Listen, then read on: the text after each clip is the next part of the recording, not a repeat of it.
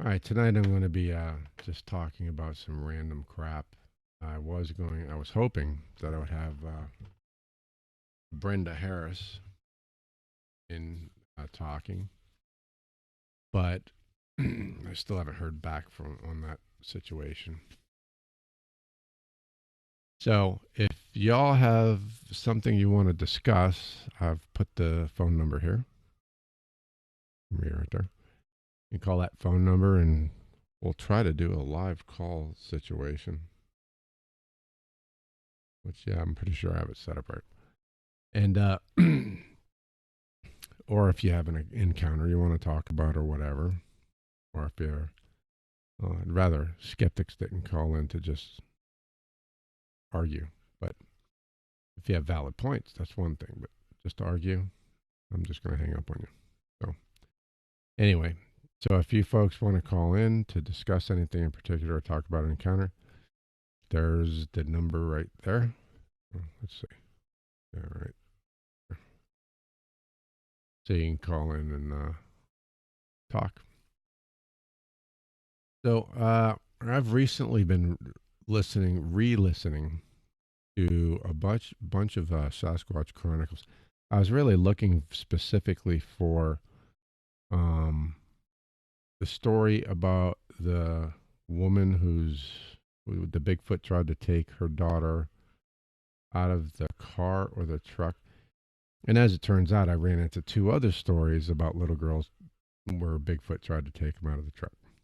One of them actually Brenda Harris brought up in one of her original interviews. I think it was her original interview on Sasquatch Chronicles. It might have been on Bigfoot Outlaw Radio. But in any case, she brought up how this little girl was taken out of the back of a pickup truck and never seen again. And then there's also episode 59, I believe it is, on Sasquatch Chronicles, where this woman was talking about when she was a little girl. She was 7, 8, something. I'm assuming. I don't know if she really ever said how old she was, but that was my impression.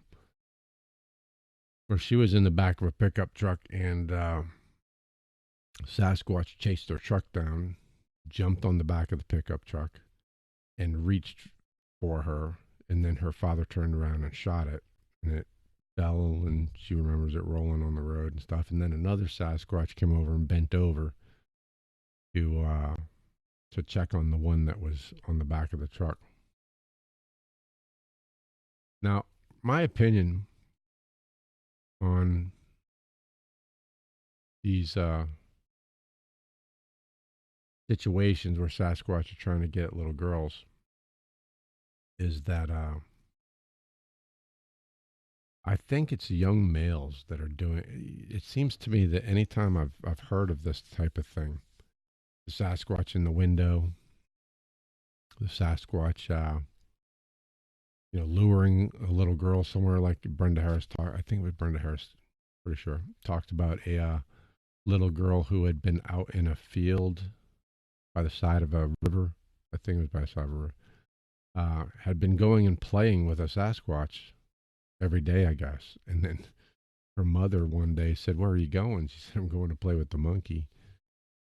And she said, had her take her out there, see what she was talking about. And there was a Sasquatch there.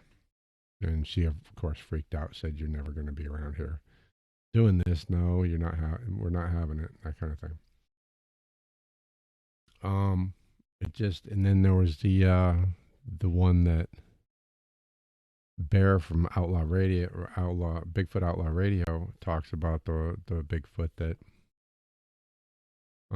ran out in the field when him, his brother, and his sister were little, and that one was also a young male. So there seems to be a pattern here where it's young male Bigfoots that seem to be into young girls, little girls, um, little girls up to, let's say, from 7 to 13, 14 years old. It's young male Bigfoots that are into this. Now, young male Bigfoots, as I understand it, that has been postulated or hypothesized, but there, as far as the development of them, is that they are really along the lines of that age group.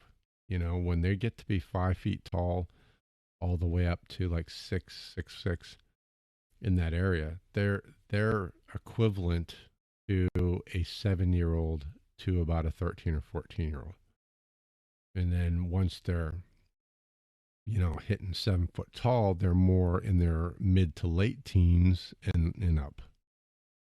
So you would think, I just find it interesting that the point in development for the Bigfoot is about equal to the point in development for the little girls that the little young Bigfoot are interested in.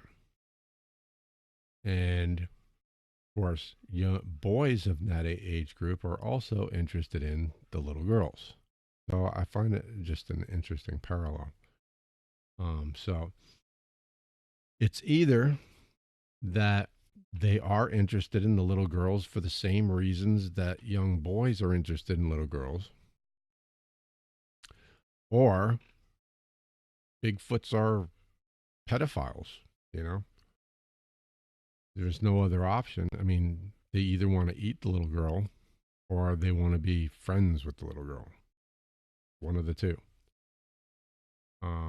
So they're either you either got to say that there's a parallel where, and we know that there have been stories of Bigfoots actually having sex with human females, raping them.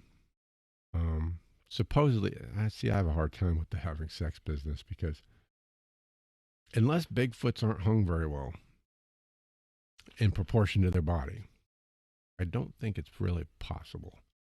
Um, yes, a grown woman can, babies come out of that area, so they're capable of handling something of size down there. However, there's a whole hormonal process that takes place during childbirth that makes that possible. It's not like they can just, instantly accommodate something like that. So I kind of find it hard to believe that a grown Bigfoot is going to be having sex with a human female, unless they're not actually that well endowed, unless their equipment is comparable to a human, which maybe it is. I've never actually heard anyone describe. Heard one guy, I think it was, who said that the Bigfoot was basically well hung, but we have humans that are also well hung and some that are average, and that spans the gambit as well.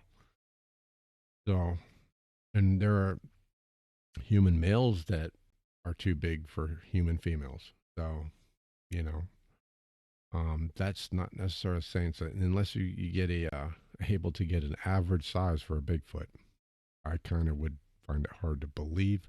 Although the stories are out there, people are talking about it. There's the one girl who was raped and found split from stem to stern on her hood of her car in the Four Corners area, I think it was. And the Bigfoot killed her after he raped her, and they're the coroner said, according to the story, the coroner said that she was raped because she had bruising on her inner thighs and everything, and that is a sign that she was alive and she was sexually assaulted, and that kind of thing. And then afterwards he killed her. And I brought this up in another episode, and I talked about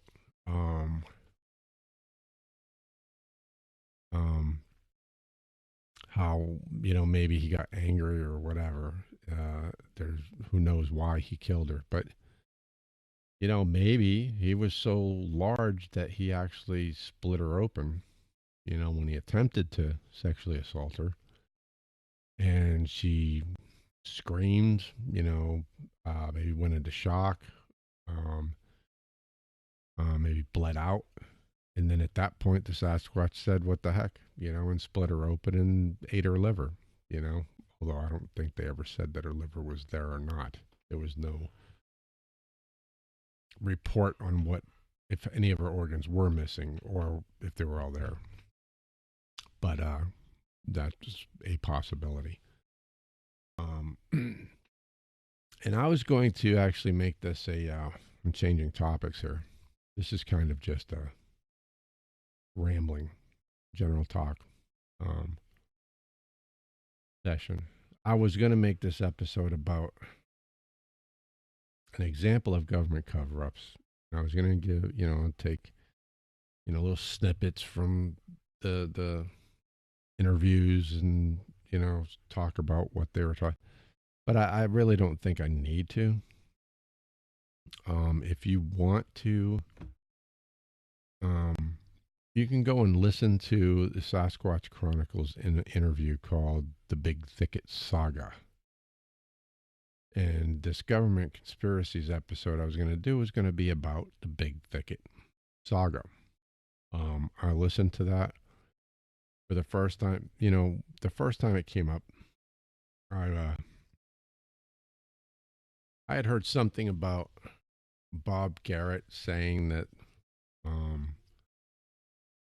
his video disappeared. Some video he had of Sasquatch vanished, and a bunch of numbers came up on the screen and all this. And I've wrote programs and been in IT for a very long time, and that's not how it happens. That's like how movies do it.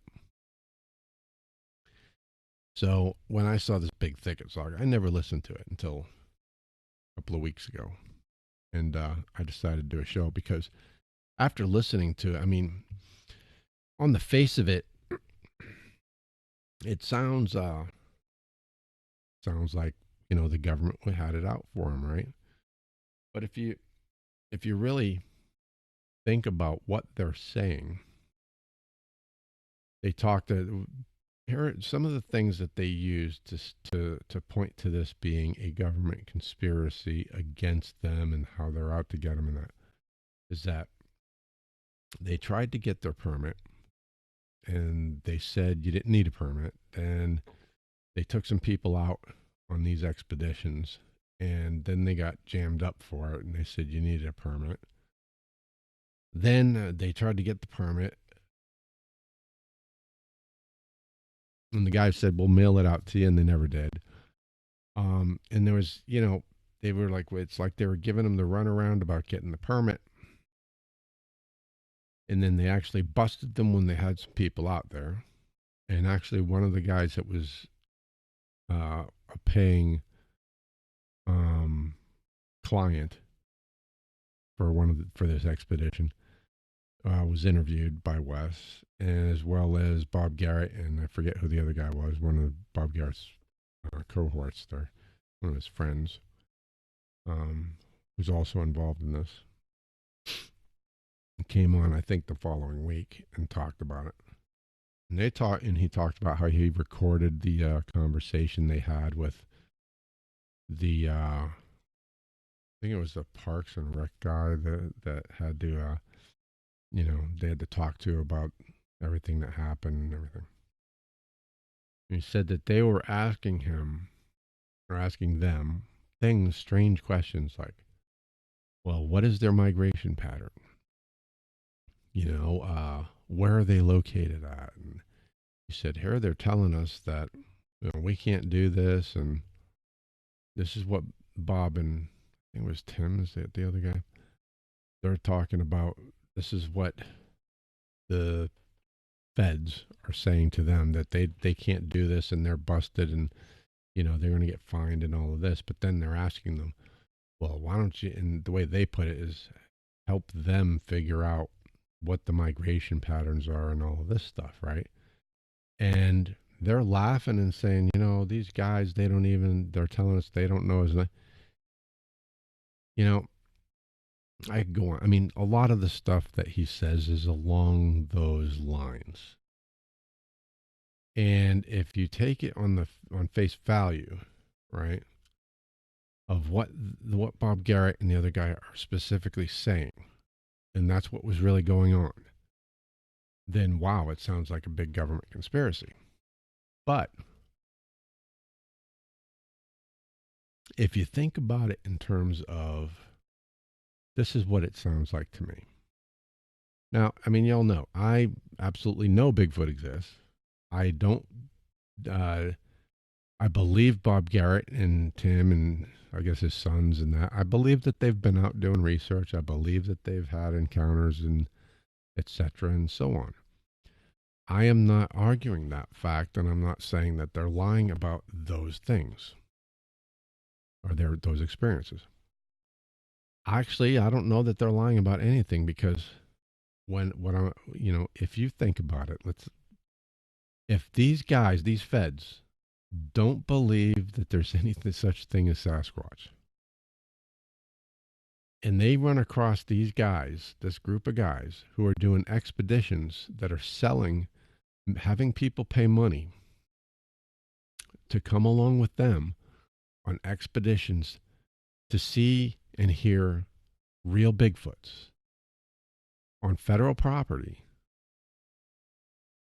that equates to fraud in their eyes. So, I mean, you've seen enough TV to know that sometimes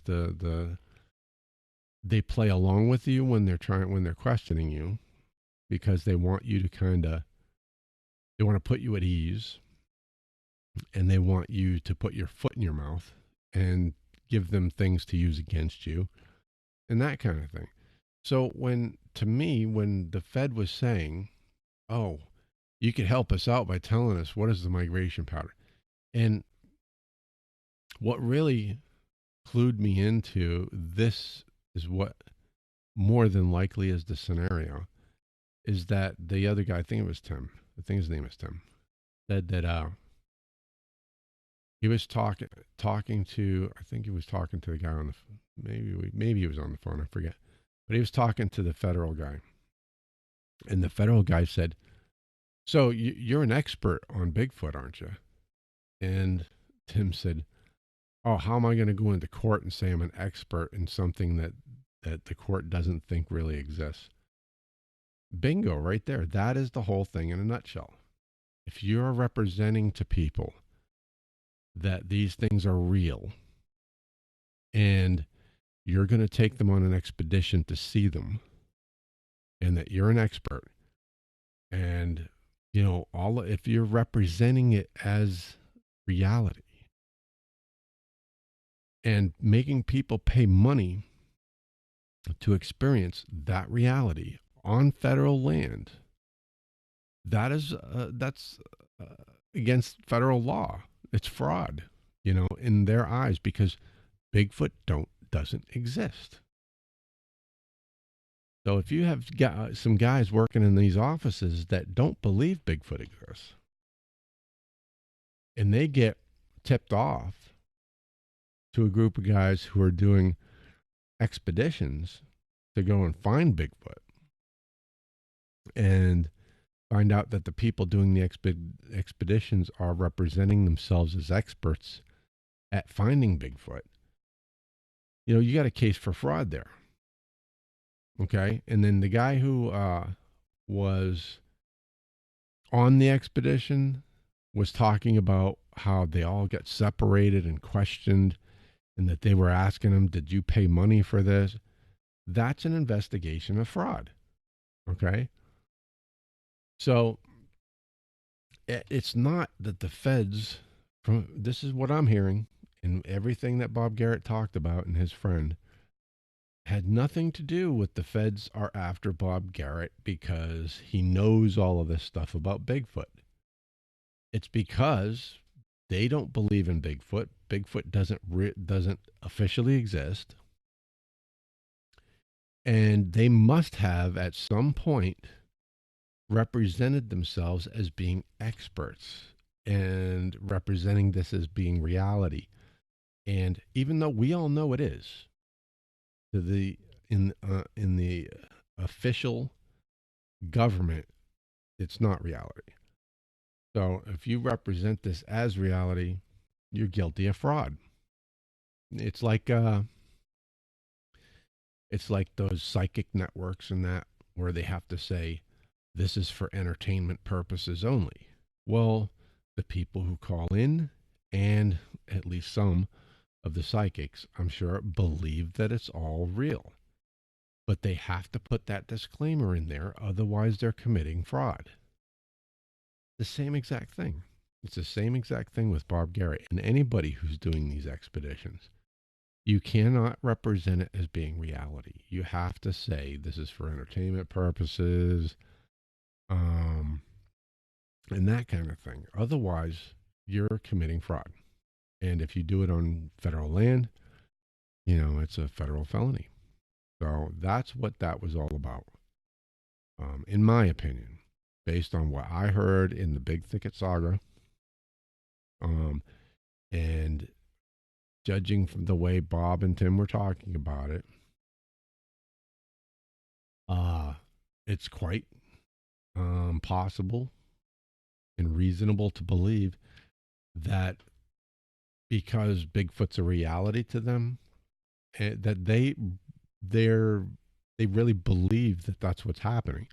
They believe that these feds are after them and that they're trying to hush things up about Bigfoot. And it's not the case at all. That these people are trying to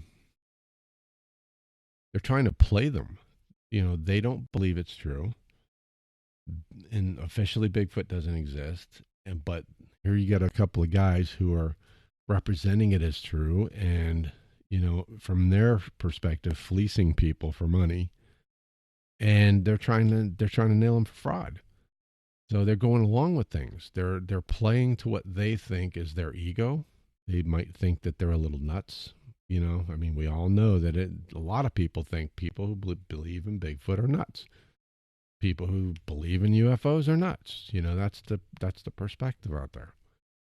And if that's the Fed's perspective, they might be thinking they're just playing into the whole delusion, going along with it, trying to get them to admit something that they can nail them on. That's what it sounds like to me. I didn't hear anything in that whole interview that sounded nefarious to me. It all sounded very reasonable, given those circumstances. If the feds really think that they're fleecing people and that they're committing fraud, it was 100% in line with what I would think how the feds would act. Everything they did, with the exception of when Bob Garret was talking about his sons being shot at. I don't understand. That's the only thing that didn't make sense. Was how the feds. The only thing I can figure is that cops a lot of times end up dealing with people who will try to change the topic. They'll try to put the attention elsewhere. So they'll bring up something completely different that puts the onus on the cop when the cop is actually trying to get them. Now all of a sudden they're trying to, and the cop will completely dismiss it. I've seen it happen. That's the only thing I think of. But other than that, the one small spot or area or whatever fact, the whole rest of it sounds completely plausible as far as I'm concerned to just be an investigation of fraud, and they were trying to play them to get them to say stuff that would help them seal the deal and put them away and really get them. That's what it sounded like to me. Anyway, an update for you folks. I got all of one watcher, which is me, I think, because I have to keep the web page open when I'm recording these for some reason. Otherwise, it stops recording. So things are possibly changing right now. I was going to start doing these live shows every other week, and I'm going to be doing them every week, not every other week. It's actually going to change to every week. Some things have changed as far as my work situation, or they are changing. So next weekend, possibly there won't be a show, but more than likely there will be. And it's this week is what's going to determine that, what happens this week as far as my employment situation. And then after that, it'll go to weekly shows. And that will be for probably maybe about a month. But I'm preparing right now to move. I'm in Ohio, and I'm preparing to move down to Florida. So there is going to be another break in my shows at that point. But that should keep you all up to date on what's going on with the show. Also, I've been researching my expedition vehicle, which you can look at the other thing, and I have my GoFundMe out there somewhere. I think it's linked in the am I pointing the right way? No, over here in the corner up here on my site. You know where my header image is. I think there's a link to my GoFundMe. If not, just look at the expedition video, and there's a link there. But anyway, I've done more research in the expedition vehicle, and I'm actually looking at getting a military vehicle. And there's a company out there that does custom work on military vehicles, like surplus vehicles, and turns them into like preppers, bug out vehicles and that. And I think I'm going to go that route because what I'm looking at is a 5-ton 6x6. So it's 6-wheel drive and it can go anywhere. And it has an expandable box on the back, which I used to use in military intelligence. We had those expandable deals that we used to set up our skiff when we were out in the field. And they're basically utilitarian versions of like RVs. So I'm going to go that route and then just, furnish the RV myself and that. The only reason I'm really needing to go with the RV route is because I want to have facilities for the people who pay into my FundMe. I want them to be able to come out into the field with me and stay in the vehicle. It's because it's either that or they have to bring a tent. And some of them aren't going to want to stay out in the woods in a tent when we're out there looking for Bigfoot. They might be a little nervous about that. So I want to have enough room inside for, a couple of guests to have a sleeping area and that kind of thing, as well as myself. The only reason I need to go with an RV scenario, that I would rather have something that's kind of solid in case a Bigfoot comes up and starts trying to, instead of tearing through a tent and grabbing me, he'll have to tear through, metal and all that. That would make me feel a little bit better anyway. So I'm going to be making a new expedition vehicle video, so look for that coming up soon. As soon as I nail down exactly, I have a pretty good idea of what I'm going to do for the vehicle and stuff, but I want to find do a little more research on the company that actually builds out the box and that kind of thing, and see if if it's going to be suitable and how much it's going to cost, so that when I do the video, I can pretty much put all the particulars in there. Anyway, I know this wasn't much of a show, folks. Hopefully, some people are going to contact me about, talking about their